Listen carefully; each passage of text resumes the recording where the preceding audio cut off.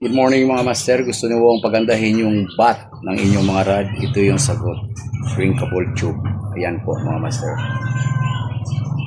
Mostly makikita niyo ito sa mga parts ng bisikleta. So gawin natin. So ito yung bat na ayusin natin.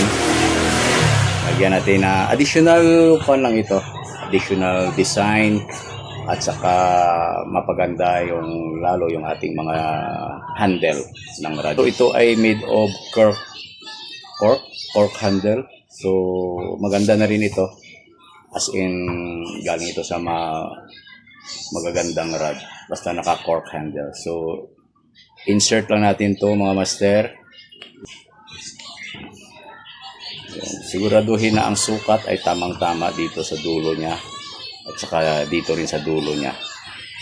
So yun mga master, nagpakulo tayo ng tubig. Siguruhin natin na yung talagang sa momentum ng kanyang kulo, sobrang init doon natin ibubuhos. Yun mga master, this is the moment, ika nga.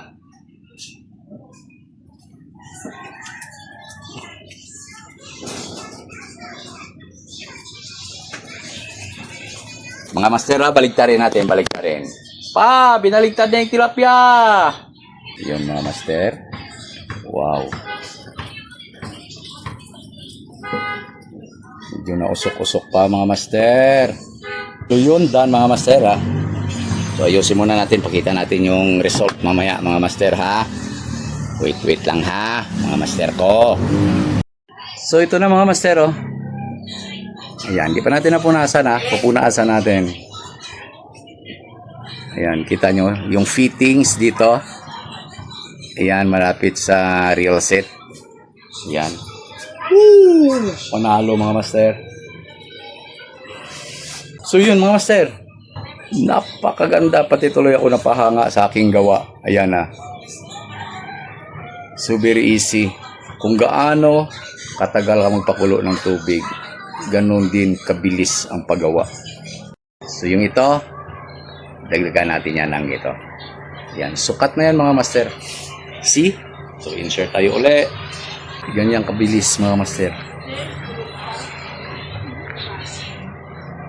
So yun, ito na mga master, yung sa dulo, banda, lagyan na rin natin. Ayan. Shout out pala kay master ko, mentor, William Baker. Yung original ko na instructor sa pagturo ng how to maintain rod, a simple repair, at saka rod building. Yan ang tunay. Nagturo sa akin kung paano i-maintain at saka mag-repair ng mga ganito. Siguro 12 years ago na. 12 or 15 years ago, hindi na lang kami nagkakasama pa ni paring William at Lilo muna sa fishing. Shout out to you pare. Sino mga angler na nakakilala kay William Baker. Yan. Yan yung nagtuturo sa amin. Kami ni shout out ni nung Roland Manakmol. Yan. Kumukuha kami ng idea ni Roland dyan.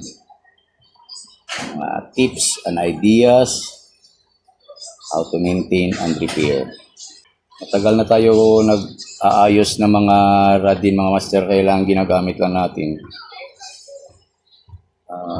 sa mga tropa.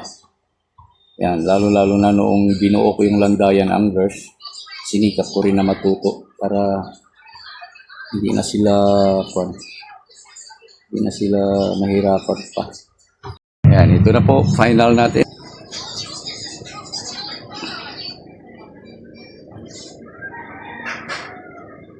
Nagbigay lang tayo ng initial ideas how to do it. Okay, fish on.